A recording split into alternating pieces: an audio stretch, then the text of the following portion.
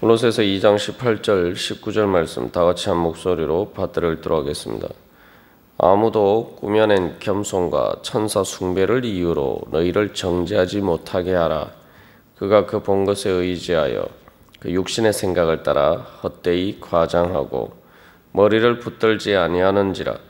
온몸이 머리로 말미암아 마디와 힘줄로 공급함을 받고 연합하여 하나님이 자라게 하심으로 자라느니라. 아멘.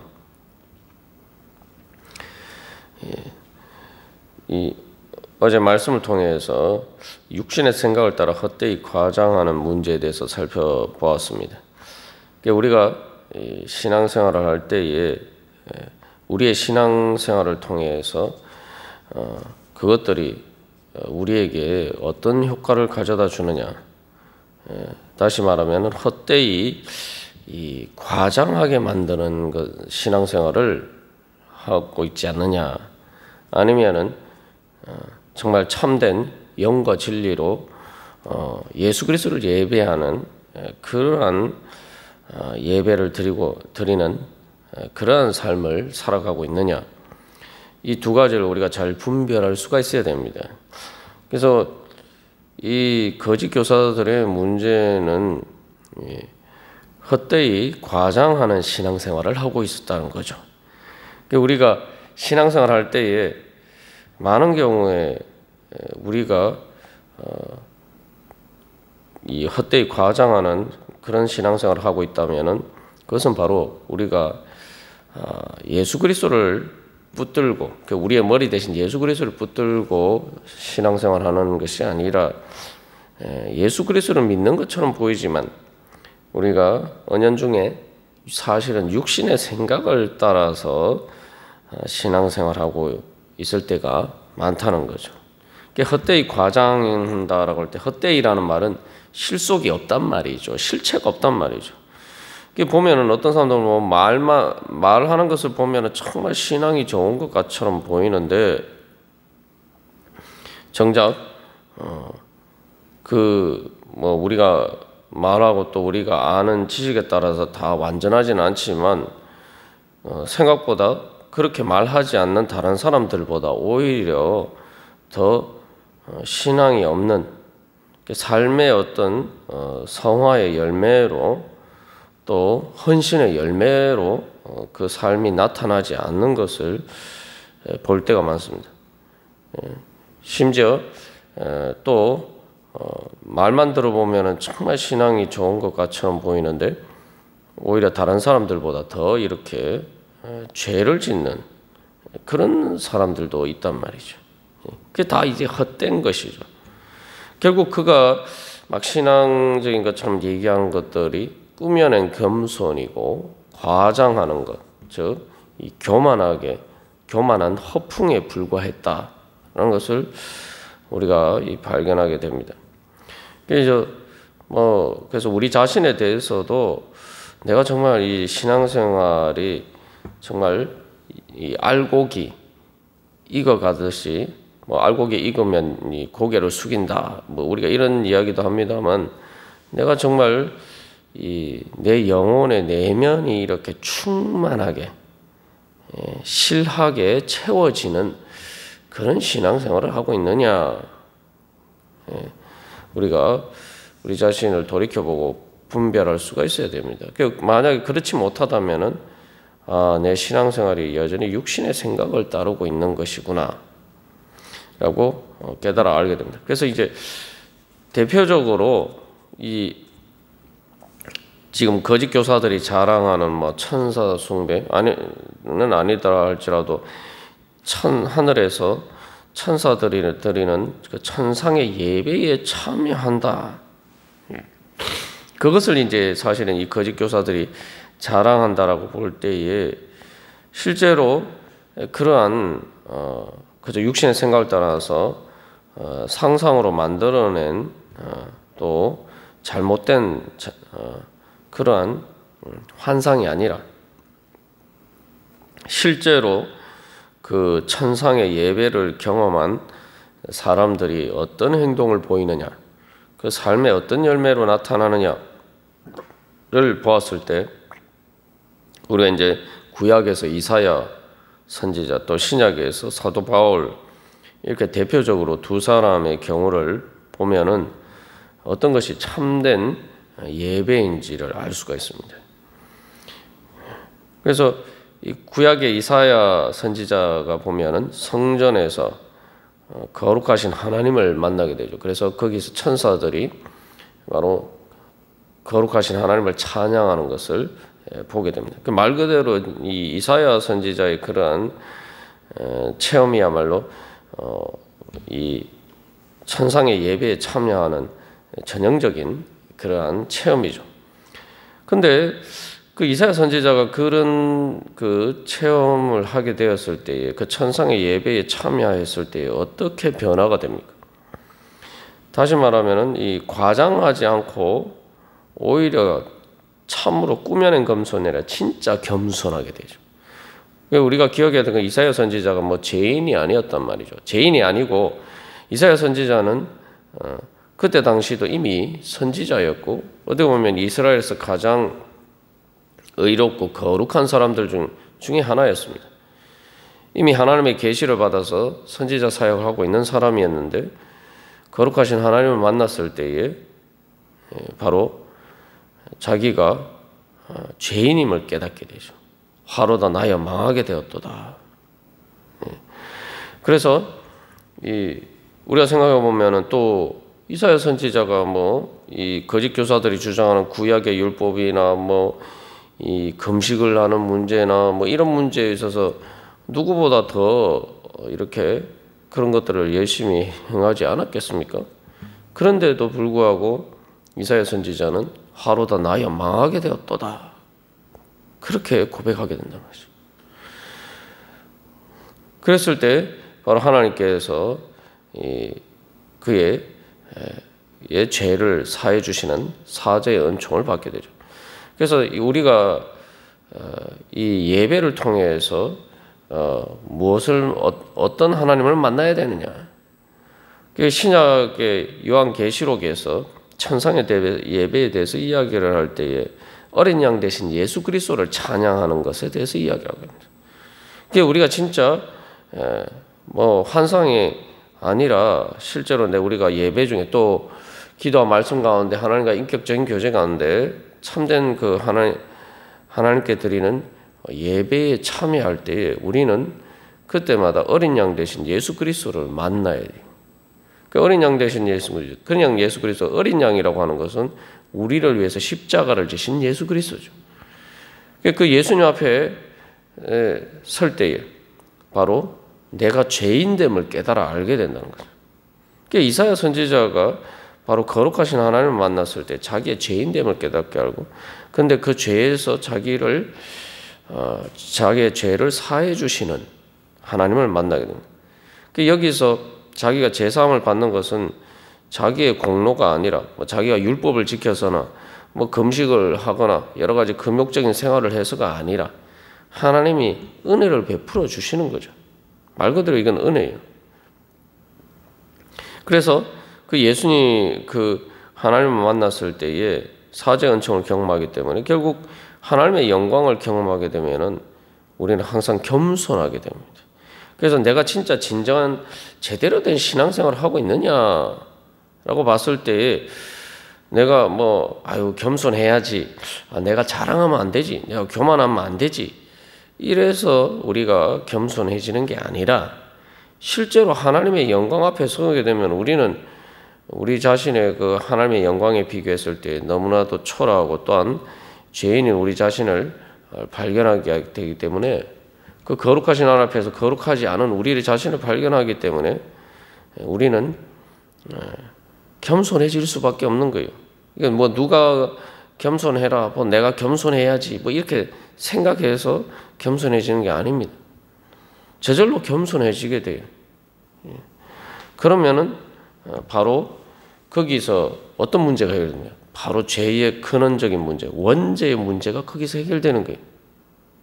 원죄의 문제가 어제도 우리가 나눈 것처럼 교만한 것이다라고 우리가 살펴보았죠. 그래서 아담과 하와가 교만한 것이 바로 내가 하나님 없이도 살 수 있는 하나님과 같은 존재가 되겠다.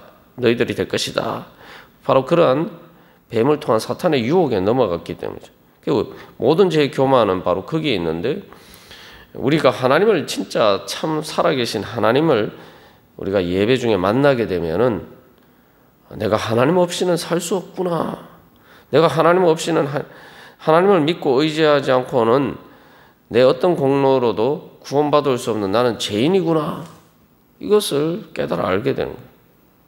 그래서 하나님을 만나게 되면 죄인임을 깨달아 알게 되고, 또 단순히 그 죄인이라는 걸 깨달아 알게 된다는 것이 뭐 내가 진짜 무슨 구체적인 죄를 지어서라고 생각하지만, 내가 죄인임을 깨달아 알게 된다는 것은 내가 이 전지전능하신 창조주 하나님 앞에서 연약한 피조물에 불과하다라는 것을 발견하게 되는 거죠. 그래서 그 하나님을 믿고 의지하지 않고 살아가는 것, 우리가 구체적으로 뭐 죄를 짓지 않아도, 우리가 보통 그런 윤리적인 죄를 짓지 않아도 내가 하나님 앞에 하나님을 믿고 의지하지 않는 것 자체가 내 생명을 해하는 죄구나. 바로 근원적인 불신의 죄를 깨달아 알게 되는 거죠. 그렇게 되면은 결국 하나님을 자연스럽게 겸손하게 되고, 그 다음에 그렇게 겸손하게 되면은 하나님을 믿는 믿음으로 충만하게 됩니다.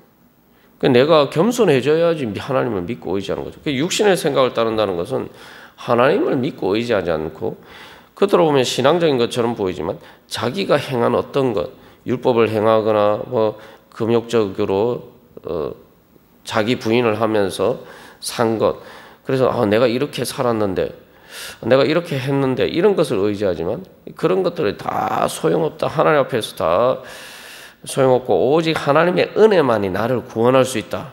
이걸 깨달아 아는 거죠. 그런데 거기서 또 이제 하나님께서 나를 용서해 주시는 사죄 은총을 경험하게 되니까 또 하나님의 은혜에 감격하게 되는 거죠. 하나님의 은혜와 사랑에 충만하게 되는 거죠. 그래서 Amazing Grace라는 그 찬양처럼 나 같은 죄인 살리신 그 은혜 때문에 내가 감격해서, 그래서 이제 처음에 내가 죄인임을 깨달아 알아서 또 하나님 앞에 엎드려 경배할 뿐만 아니라 이제 하나님의 사랑에 감격해서 그 은혜, 그 크신 은혜를 앞에서 또 이제 우리가 하나님 앞에 엎드려 경배하게 됩니다. 이게 말 그대로 진짜 저절로 꾸며낸 겸손이 아니라 저절로 엎드려서 경배하는 겸손한 자리에 서게 되는 것이죠. 이제 그게 신약에서는 우리는, 그래서 이사야 선지자가 그러한 사죄 은총을 경험한 것을 바로 예수 그리스도를 통해서 경험하죠. 그래서 어린 양 대신 예수 그리스도를 찬양하는 겁니다. 예수님이 뭐 사자 같은 분, 뭐 예수님에 대해서 이제 묘사를 할 때, 하나님의 형상에 대해서 묘사할 때 하나님이 사자 같은 능력으로 나타나기도 하고, 또 독수리처럼 초월하는 그러한 능력으로 나타나시기도 하는데, 왜 하필 요한계시록에서는 예수님의 천상의 예배에 대해서 이야기를 할 때 예수님을 어린 양이라고 이야기를 하겠습니다. 나를 위해서 어린 양처럼 희생 제물이 되신 예수 그리스도를 만나는 거죠. 나를 구원해 주시고 나를 죄에서 용서해 주시고 사죄 은총을 베풀어 주신 그 예수 그리스도의 구속의 은혜를 앞에 서게 되는 거예요. 그래서 그러면 당연히 내 자신이 어린 양 대신 예수님, 어린 양이라는 게 사실 잘 보잘것없는 말 그대로 어린 양 아닙니까? 그죠? 그 주님 앞에 서게 되면 내가 저절로 이렇게 겸손하게 되고, 그러면서 또 동시에 주님께서 나를 사죄해 주신 그 은혜 앞에서 은혜의 감격에 넘쳐나서 주님 앞에 엎드려 경배하게 되는 거죠.